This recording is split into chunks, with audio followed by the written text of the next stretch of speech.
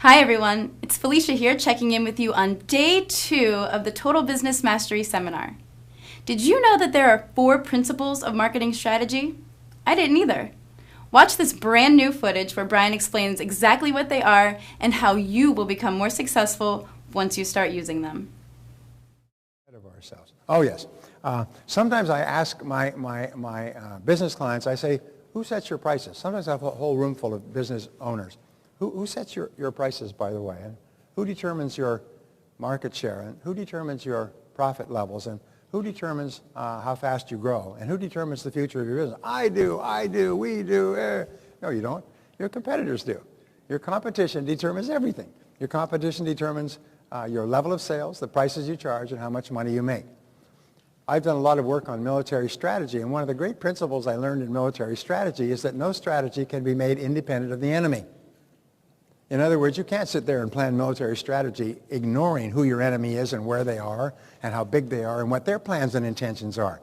So no strategy in business can be made without thinking about your competition and who are they and what do they do and why do people buy from them and how can I get them to buy from me and how will they react if I get their customers. There's volumes of books in the libraries on this, and I've got them all. There's one book called Competitive Analysis. It's this big, by Michael Porter. It's about 600-800 pages, and it's all on the things that you have to think about to position against competition. Big stuff. You can get PhDs in marketing focused on competitive analysis. So the 4 principles of marketing strategy are these. Number 1 is your decisions in these 4 areas. Your decisions in these 4 areas determine the success or failure of your business. The first is specialization. Specialization is determining where you are going to specialize, which we'll talk about in your product or service. And I'll talk about this, I'll define it a little bit better. The second is differentiation. Differentiation is really the key to business. And they say that all business strategy is differentiation strategy. Competitive advantage is how it is that you are different and better than your competitors. Because human beings in the marketplace, customers, always want to know why should I buy from you rather than from someone else. And you'd better give me a better reason than your competitor does or I'll buy from your competitor. And it's not personal. It's just I want to get the very best deal. As a customer, I want to get the highest quality for the lowest price. You tell me why I should buy from you, why you are giving me the highest quality, the lowest price. And if your answer is better than that of your competitors, I'll buy from you. And if it's not, I won't. And it's not personal. No emotion involved. We get emotionally involved because it's our business. So differentiation is the key, is how and why and where are you different. Segmentation means looking at your market and saying, who are the specific customers in the market who value my area of differentiation and who will pay more for my area of specialization than anybody else. So in other words, in every marketplace, and they say that all marketing today is segmentation, is segmenting and identifying those customers who are most likely to buy from you the fastest. And finally, there's concentration. Once you have determined your very best market segment for what you do really well, what you do is you focus all your energies on them. So let's look at this. Specialization says this is the product, service, customer, market, or area of technology where you focus all your efforts. We also say in specialization, it can be a product or service. It can be a particular customer that you want to serve, or it can be a particular market area that you want to work in. I'll give you an example. McDonald's. McDonald's customer is people who want to eat quickly, and they want cleanliness, efficiency, value, price, and pleasant surroundings. And so what they will do is they will offer every product that they possibly can for people who want to eat quickly, whether it's a salad or whether it's a shake or whether it's a type of coffee or whether it's, in other words, they're constantly looking for other products that they can offer to that customer who's in that market segment, which wants to eat quickly and efficiently. And they test continually. Very clear about that. So the next one is, look at that. Wow.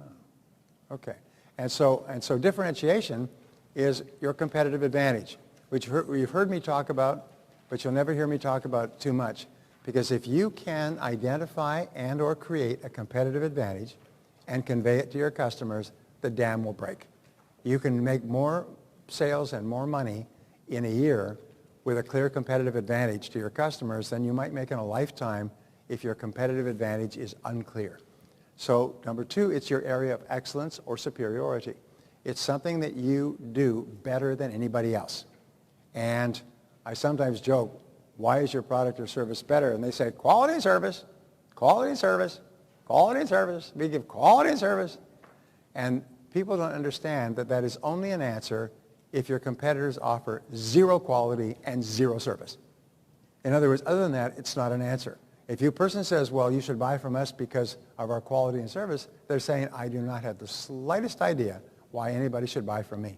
I'm a complete idiot, and I'm a danger to my company and probably to my whole society. So it's interesting when Steve Jobs looked at the BlackBerry, looked at all the cell phones that were out there, and he sent out with his engineers, and he said, I want a phone that you can activate with one button.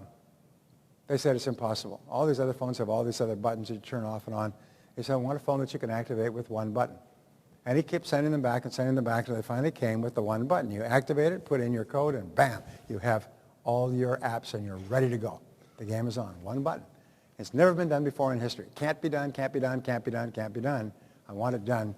And there's the phone. He said cell phones today should not be so darn complicated to start up, use, get around, and so on. I had a BlackBerry, and to get an app on a BlackBerry, which has far fewer than Apple, it's almost like you need an act of Congress to get a damn app. I mean, you know what I'm talking about? They're so hard. And you go to BlackBerry, and I go to Apple, which my family and my staff got me into. Within half an hour, I had 30 apps loaded. I mean, it's unbelievable. You're loading them one at a time. Whoa! And now you can float the whole world. And the stuff that's on there for apps, just the free apps blow your mind, much less the paid apps. And now you got 486,000 apps. Think about that. But they make it easy. So Apple says you come to us and it's easy. You can access everybody, anything, anywhere. And then they come up with the Apple II and they put that video model on it, whereas you can actually hold it up and you can talk by video to anybody anywhere in the world who has an Apple with the same facility. It's the most amazing damn thing. I mean, you look at it, it's almost like a kid. How can this be? So what is yours? And if you don't have it, you can't compete. But if you do have it, you sell 50 million sets and become the highest valued company in the world in 5 years if you can be really clear about an area of excellence that people want and will pay for. Your unique selling proposition. What is it that, and this is called your USP.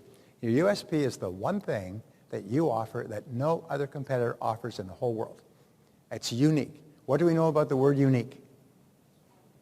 Is that it cannot be modified. It's the only adjective that cannot be modified. You can have more, and you can have greater, and you can have greatest, but you cannot have more unique or uniquer or less unique or uniquest. You have only one word, unique. Each person here is unique. You are not uniquer. You are not the uniquest. You are unique because there's only one of you in the entire world. So therefore, what is your unique selling proposition? I've worked with people, have spent hours to identify this, and when they finally identified it, their business went up 500% in the next 12 months. They could not believe it. They went from struggling to living in a big home, driving a Cadillac or a Mercedes, because they finally found it, and then all of your advertising, all of your promotion, all of your work is focused on conveying that USP to your customers, getting it to them so that they are clear what it is. And if it's what customers want and value and will pay for, they will line up around the street. Remember when they brought out the iPad? Because of the iPhone, nobody really knew it was in the iPad, except it was going to be like a whole broad screen. It was going to have everything that a computer had. They lined up around the streets by the hundreds to lay $500 down. $500. I don't know about you, but I think $500 is a lot of money, wouldn't you say? $500? These are poor people with flip-flops and sandals and tractor caps willing to put their $500 down to get this, because they didn't know what it was, but it's going to be like an iPhone with a bigger screen, plus all kinds of other capabilities. Wow. And you know what they did? They sold 25 million of them in less than a year. 25 million of them. And they totally changed the book retailing industry. The book retailing industry, like a ship that turned over, went from basically hardcover books in bookstores. It flipped. Now 51 to 55% of all books are being purchased as ebooks, and the reason is because of the iPad. Because iPad owners are readers, and they buy an average of 200 to 300 books in the first year. And the whole market flipped, and Borders, one of the biggest and oldest bookstores in America, went bankrupt all in less than a year when the iPad was introduced. Can you imagine? I mean, we're living in pretty turbulent times Wouldn't you? Imagine a company that spent decades building was bankrupt nationwide within a year with the advent of one new technology. So what is your unique selling proposition? Theirs is convenience. You can get everything fast, everything convenient, more convenient than anyone else. Everybody tries to compete with the iPhone or the iPad, can't do it. The Nook can't do it. The Hewlett-Packard got into it with their tablet and just quit. They just can't do it. Now, who is it? Not Samsung, but the Korean company is trying to compete and so on. But they have a unique selling proposition. So my question is, what is yours? And I'm going to ask you to answer that. What is yours? What is it that you offer that nobody else offers? Now, here's an insight. If you're offering something that everybody else sells, let's say you're a real estate agent. What's your unique selling proposition as a real estate agent if every other real estate agent with 100 miles has same unlimited access to the MLS? What is your USP? What can it be? What could it be? What should it be? Come on. Jeez. Well, the answer is yourself. Because the product is all the same. You don't even control the product. You don't even control the marketing. Everybody else can have it.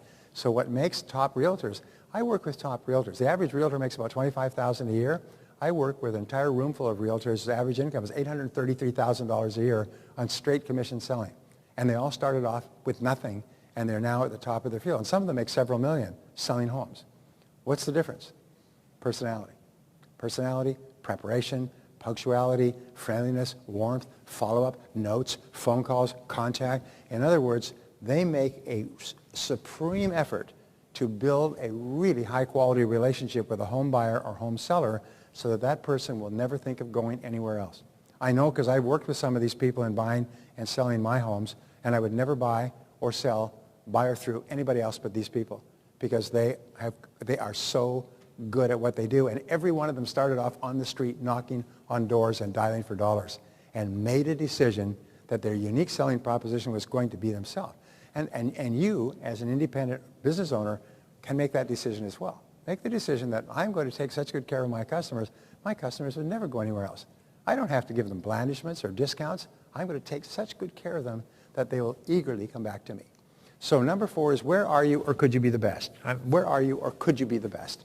And this is the great question, because everybody here has the ability to be the best at something. Everybody here has the ability to be the best at something that people will eagerly pay for and tell their friends about. And your job is to figure out what it is. Your job is to figure out what it is and then do continuous and never-ending improvement until finally people say, you know, you're the best. You are really good at what you do. You are really good. Look at Lady Gaga. I saw her at the Grammy Awards as well. I don't know anything about Lady Gaga. I've never listened to a Lady Gaga song. She came absolutely from out of nowhere. She's 25 years old. She's one of the top 10 tweeted people in the history of the world. And she made last year $60 million. And where was she? Singing in nightclubs or bars 5 years ago? And she's an incredible entertainer. And there ain't nobody like Lady Gaga. You know what I'm talking about? It's unbelievable. Why? She knew what she had. And she goes to the extreme with her dress and her appearance and everything else. And she wraps it around a good voice. And just literally has taken over the world of pop music. So segmentation is, who are those customers who most appreciate your area of superiority? Who are your very best customers? You see, your best customers are really easy to sell to. They'll buy and buy again. They're happy. They like you. They come back. They bring their friends. They give you recommendations and testimonials. Whereas your worst customers, your customers from hell, you have to literally break your back to sell them anything. They complain all the time. They don't pay. When they do pay, their checks bounce. They can stand back and bounce it to you like a basketball. So who are they? What are their demographics? What are their psychographics? The demographics are things that you can observe from the outside. Age, income, education, family formation. Psychographics are what motivates them. And this is where the future is in your business. And every person has psychographics, and they have a key psychographic. I'll tell you this in a second. How would you describe your perfect customer? I do this, by the way. I said, imagine that you were at a social or business gathering, and you're networking, and someone came up to you and said, look, I know a lot of people in this community. How would you describe your perfect customer? Don't tell me what your product or service is. I don't want to hear. Just tell me, who would your perfect customer be in terms of their wants, needs, age, education, income, position? And so you would have to describe your perfect customer without mentioning your product or service at all. person would not even know what you sold. You described the customer. This is what this person is. This is what they are. I'll give you an example. IBM at one time had 80% of the world computing market. 80%. Then they made some mistakes. And now they have much less. But they had 80%. They had so much that the federal government tried to break them up for 13 years. They brought antitrust suits against IBM just like they tried to break up Microsoft. Finally, Reagan came into power. They started in 1970. In 1983, was brought to Reagan's attention. They said the federal government has been pursuing IBM in $50 million, $100 million lawsuits for 13 years. And what did they come up with? People buy IBM because they really like IBM, and IBM treats them really well. They said, well, if they can't come up with something on IBM, they have to drop the lawsuit. And they said, we can't come up with anything. The antitrust is supposed to be in favor of protecting customers. IBM's customers love them worldwide. Then drop the suit. They dropped the suit after 13 years. They did the same thing with Microsoft. They harassed them and harassed them and harassed them because they weren't giving enough political contributions. That was the major reason. They weren't giving enough political contributions. Finally, after years, they had to say, why do people buy Microsoft? Because they like the product. The product is good, and it's cheap, and it's flexible, and everything. So how would you describe your perfect customer? The point I was making with IBM is IBM realized that when they first started selling the 360 mainframe in 1964, the customer was really the president of the company making a major strategic decision: are we going to put everything in our company on computers? Because everything was paper at that time, you know. And so they would have to make their presentations to the senior executives of the company and work out all the numbers and so on. But as computers became more and more popular and they started to have PCs and desktops and so on, the whole decision-making shifted to the purchasing manager of the large companies.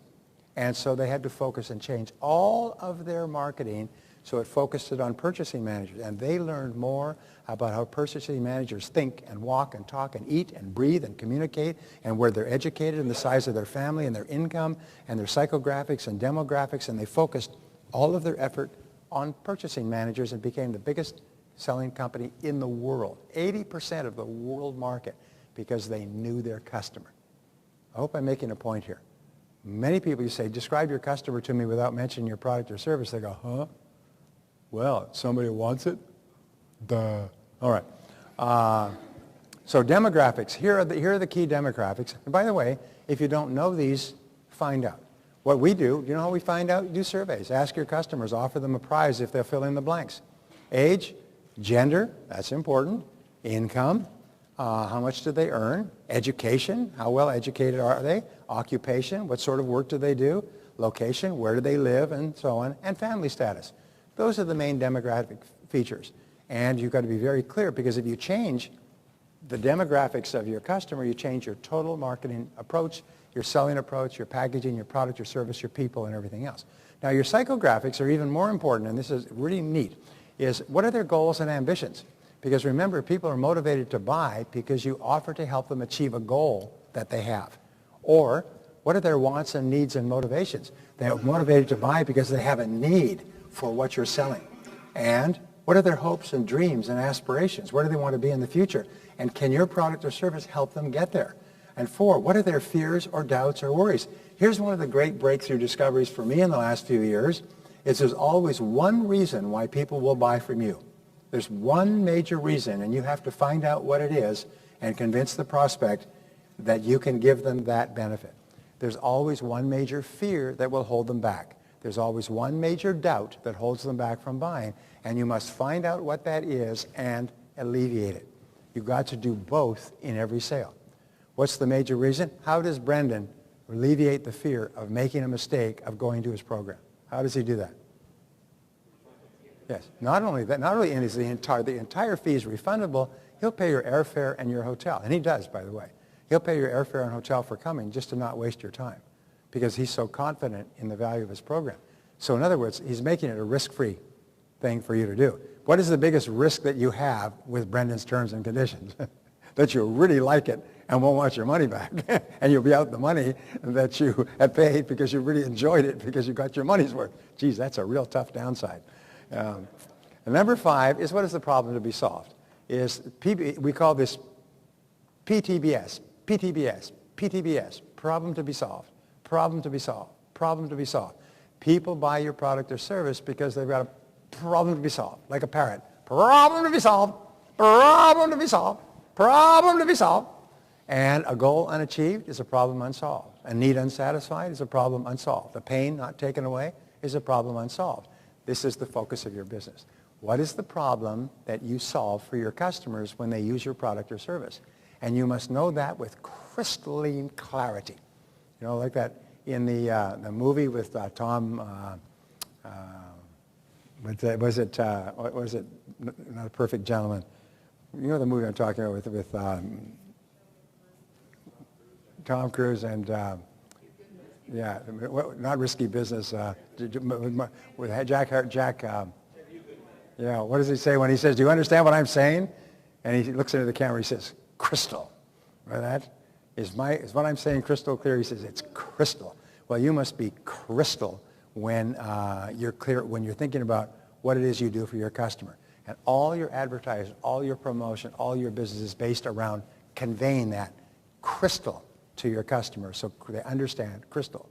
You know how a cafe advertises on the side of the freeway or the highway?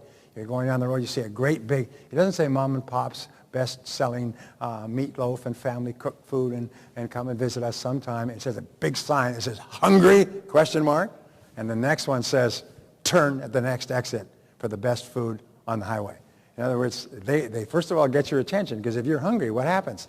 Hungry.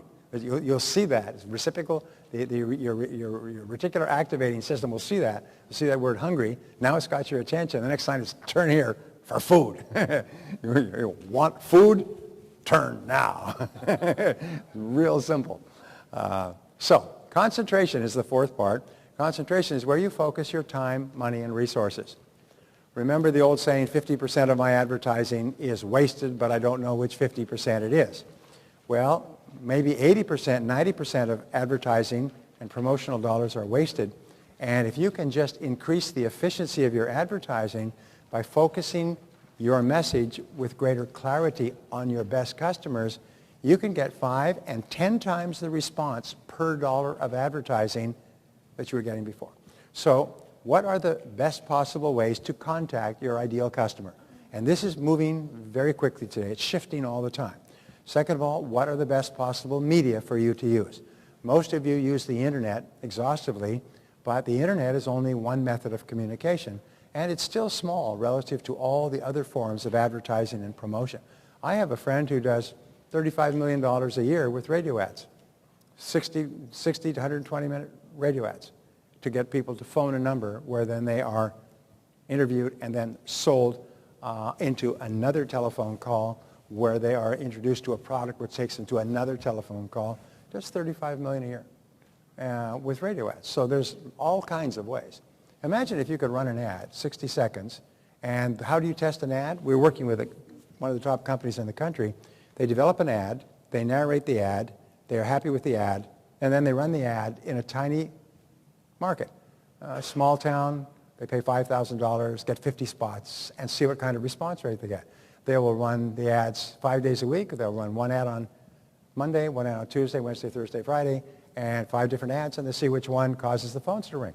And then they'll take that, and they'll run it in New York. And what works in Podunk is going to work in New York at 100 times the scale.